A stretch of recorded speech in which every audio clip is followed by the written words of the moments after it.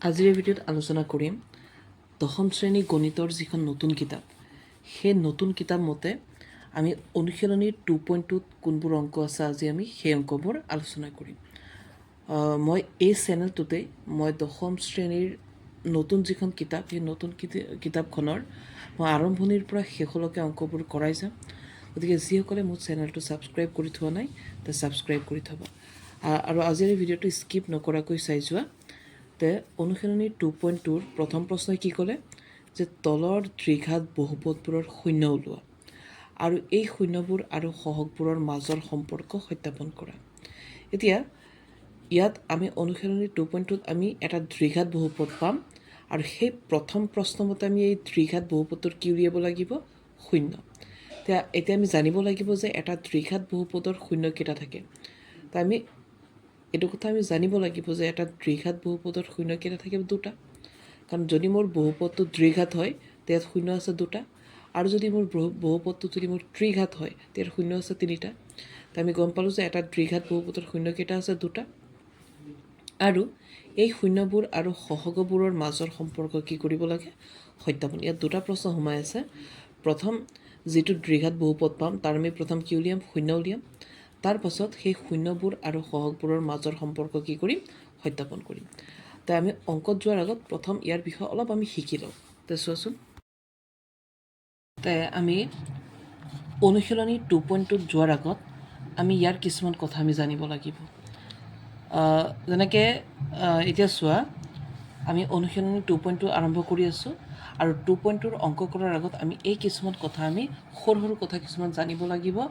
যাতে আমাৰ অংকটোত সহায় হয়। প্ৰথমতে ইয়াত আমি এটা দ্বিঘাত বহুপদ পাম আৰু দ্বিঘাত বহুপদৰ আৰ্হিটো এনেকুৱা হ'ব ax² + bx + c,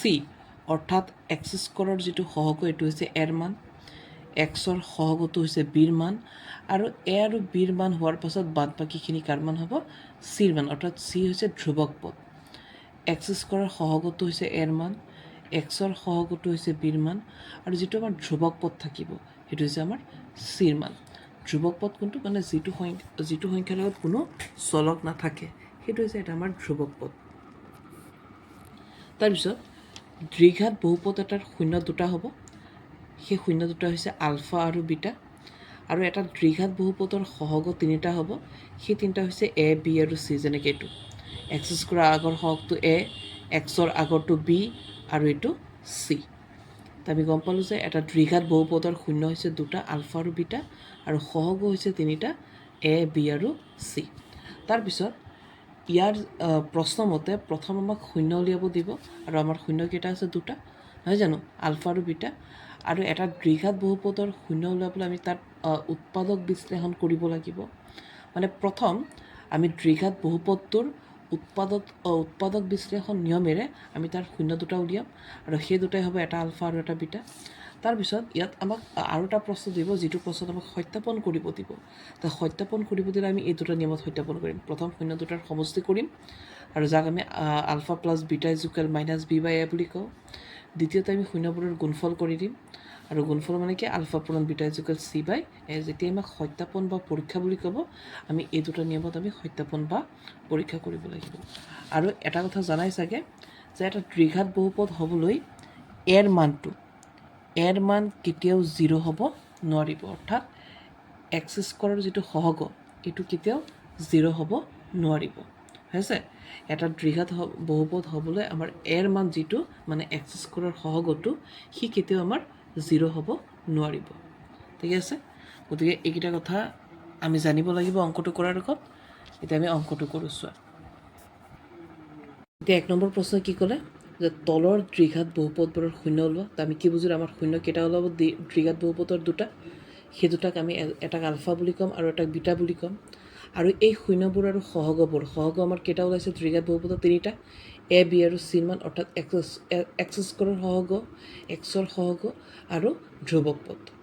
আৰু সেই শূন্যবোৰ আৰু সহগবোৰৰ মাজৰ সম্পৰ্ক কি কৰিব লাগে সত্যাপন আৰু আমি সত্যাপনৰ নিয়ম বুজিলোঁ যে শূন্যবোৰৰ সমষ্টি মানে alpha plus beta equal minus B by A আৰু শূন্যবোৰৰ গুণফল আলফা পূৰণ beta equal C by A আমাৰ প্ৰথম নিয়মতে আমাক এটা দ্বিঘাত বহুপদ দিব সেই দ্বিঘাত বহুপদৰ শূন্য উলিয়াব লাগিব আৰু দ্বিতীয়তে শূন্যবোৰ আৰু সহগবোৰৰ মাজৰ সম্পৰ্ক সত্যাপন কৰিব লাগিব তো আমাৰ প্ৰথম প্ৰশ্নমতে আমি শূন্য উলিয়াওঁ তো এইটো হৈছে আমাৰ ওচৰত এটা দ্বিঘাত বহুপদ চোৱা এইটো x square minus 2x minus 8 আৰু শূন্য ওলোৱাৰ নিয়মটো কি আমি প্ৰথম ইয়াৰ উৎপাদক বিশ্লেষণ অৰ্থাৎ মিডল ফেক্টৰ কৰিব লাগিব আমি যদি ইয়াৰ উৎপাদক বিশ্লেষণ কৰি কেনেকৈ কৰিম এক্স স্কোৱাৰ আগত কি একো নাই মানে কিমান আছে 1 আছে মানে এক্স স্কোৱাৰ সহগ 1 এক্সৰ সহগ 2 আৰু ধ্ৰুৱক পদটো হৈছে -8 তো নিয়ম মতে এক্স স্কোৱাৰ সহগ আৰু ধ্ৰুৱক পদটো পূৰণ কৰিব লাগে মানে ফাৰ্ষ্টৰটো আৰু শেষৰটো পূৰণ কৰিব লাগিব তো এক্স স্কোৱাৰৰ লগত কোন আছে 1 আৰু শেষত কোন আছে 8 তো 1 আর 2 কিমান হৈ আছে নিয়মটো ভালকৈ বুজিবা নিয়মটো হৈছে এক্স স্কোৱাৰৰ সহগ অৰ্থাৎ প্ৰথমজন আৰু শেষৰজন পূৰণ কৰিম প্ৰথমজন আৰু শেষৰজন পূৰণ কৰিম যেনেকৈ এক্স স্কোৱাৰৰ সন্মুখত কোন আছে তাৰ সহগ কোন আছে 1 তো সেই 1ৰ লগত 8টো আমি পূৰণ কৰিম কিমান হৈছে 1 8 গুণ 8 এতিয়া এই 8ৰ পৰা আমি কিমান মিলাব লাগিব 2 মিলাব লাগিব তো আমি প্ৰথম চাব লাগিব যে 8ৰ মৌলিক উৎপাদকবোৰ কি কি তো 8ৰ যদি আমি মৌলিক উৎপাদক উলিয়াওঁ তো আমি প্ৰথম পাই আছোঁ যে 2 4 গুণ 8 নহয় জানো আৰু ইয়াৰ পৰাই আমি গম পাই আছোঁ যে এই 4ৰ পৰা যদি আমি 2 বিয়োগ কৰি দিওঁ তো আমাৰ মাজৰ 2 মিলি গ'ল ইয়াৰ এইটোৱে নিয়ম যে প্ৰথমটোৰ লগত শেষৰটো পূৰণ কৰি মাজৰটো মিলাব লাগে তো গম পালোঁ 1 8 গুণ 8 আৰু 8ক যেতিয়া মই ভাঙিলোঁ 2 4 গুণ 8 আৰু এতিয়া মাজত মোক কিমান লাগে 2 লাগে আৰু 2 আমি ইয়াৰ পৰা পাই আছোঁ যে 4ৰ পৰা যদি মই 2 বিয়োগ কৰি দিওঁ কিমান হৈ আছে 2 মানে গম পালোঁ যে এই 2টো মই কেনেকৈ মিলাইছোঁ ইয়াৰ পৰা যে মই 4ৰ পৰা যদি মই 2 বিয়োগ কৰি দিওঁ তো 2 পাই আছোঁ মানে মই এই 2ৰ জেগাত মই ইয়াৰ পৰা লিখিম যে 4 - 2 লিখিম তো চোৱা মই অংকটো আৰম্ভ কৰোঁ তো প্ৰথমৰ এক্স স্কোৱাৰ চেম মাইনাছ 2 মই কেনেকৈ মিলাইছিলোঁ যে তাত কৈছিলোঁ যে 4ৰ পৰা মই 2 বিয়োগ কৰিম বুলি কৈছিলোঁ নহয় জানো লগত কি থাকিব x - 8 এইটো হৈছে আমাৰ প্ৰথম শাৰী এতিয়া দ্বিতীয় শাৰীত আমি কি কৰিব লাগিব ব্ৰেকেটৰ কাম কৰিম ব্ৰেকেটৰ কাম মানে কি ইয়াত যিটো এক্স আছে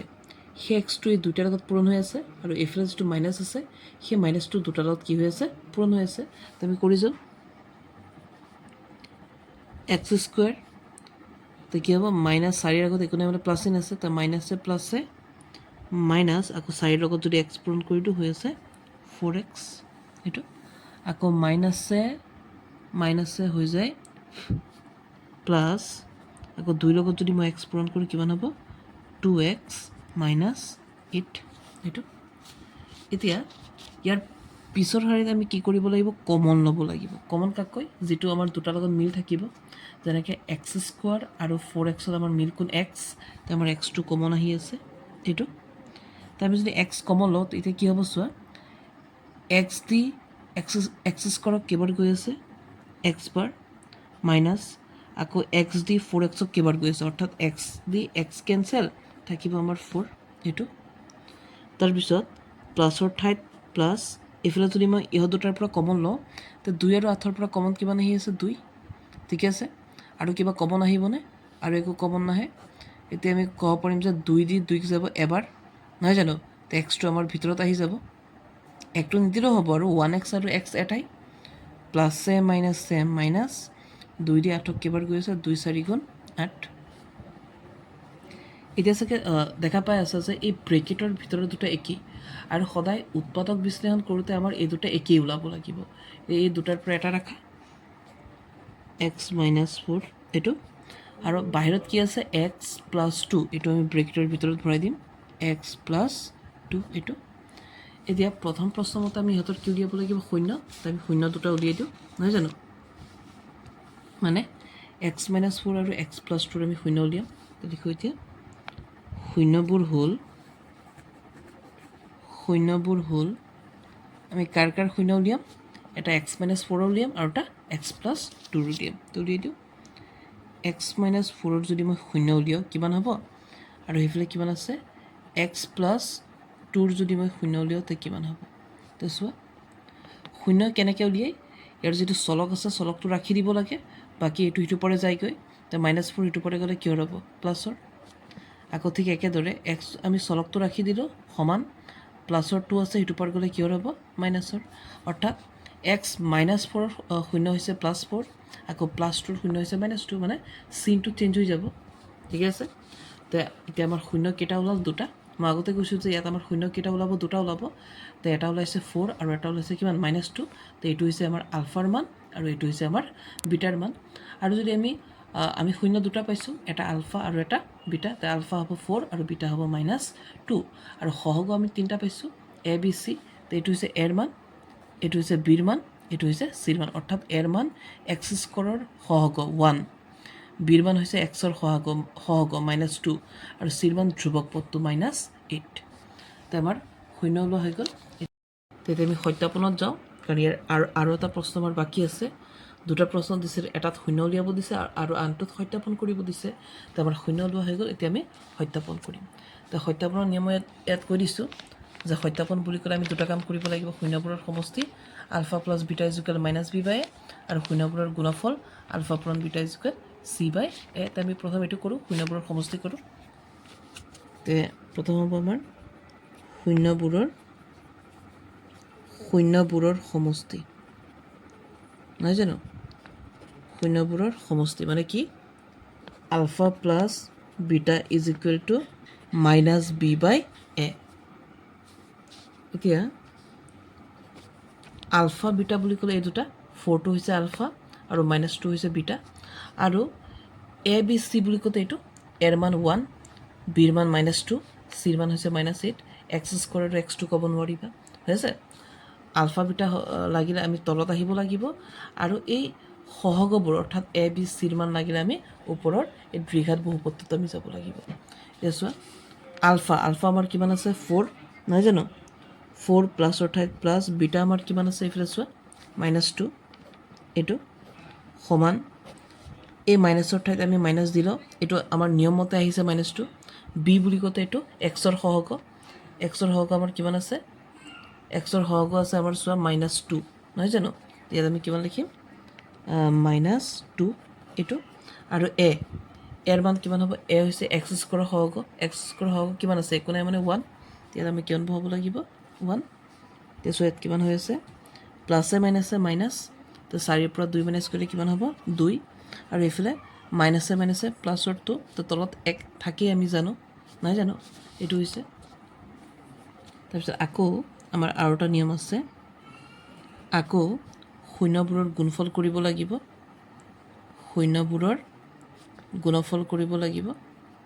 তো শূন্যবোৰৰ গুণফলৰ সূত্ৰ কি আছিল এইটো আলফা পূৰণ beta is equal two c/a নহয় জানো এতিয়া চোৱা আলফাৰ ঠাইত আলফাৰ মান আনি বহাই দিয়া এইটো 4 বিটাৰ ঠাইত বিটাৰ মান বহোৱা তো আলফা বুলি কওঁতে কিমান আছে আমাৰ 4 পূৰণ বিটা বুলি ক'লে কিমান আছে আমাৰ -2 তাৰপিছত চি আৰু এৰ কাৰণে ওপৰত যোৱা এইটো এ এইটো বি এইটো চি হৈছে -8 আৰু এ হ'ব এক্স স্কোৱাৰৰ সহগ মানে একো নাই মানে 1 তো চি হ'ব -8 আৰু এ কিমান হৈ আছে 1 তো কিমান হৈছে পূৰণ কৰা 4 দুগুণ 8 তো 4ৰ আগত প্লাছ 2ৰ আগত মাইনাছ তো প্লাছে মাইনাছে পূৰণ কৰিলে মাইনাছ আৰু এইফালে হৈ আছে তলৰ 1টো যদি আমি নিদিওঁ তো -8 কাৰণ তলততো একো নাই মানে 1 আছে না তো এইটো হৈছে আমাৰ সত্যাপনৰ নিয়ম ঠিক আছে সত্যাপন বুলি ক'লে আমি এই কাম দুটা কৰিব লাগিব শূন্যবোৰৰ সমষ্টি আৰু শূন্যবোৰৰ গুণফল কৰিব লাগিব ঠিক আছে তো দুইটা প্ৰশ্নৰ উত্তৰ আমি সিহঁতক দি দিলোঁ প্ৰথম শূন্য বুলি কৈছে তো আমি শূন্য উলিয়াইছোঁ এটা 4 এটা -2 পিছত সত্যাপন কৰিব দিছে আমি সত্যাপন কৰি দিছোঁ ঠিক আছে তো এনেকৈ বাকীকেইটা এনেকৈয়ে হ'ব গতিকে এই নিয়মটো তোমালোকে ভালকৈ বুজিব লাগিব কাৰণ এইটো প্ৰত্যেকবাৰেই আহে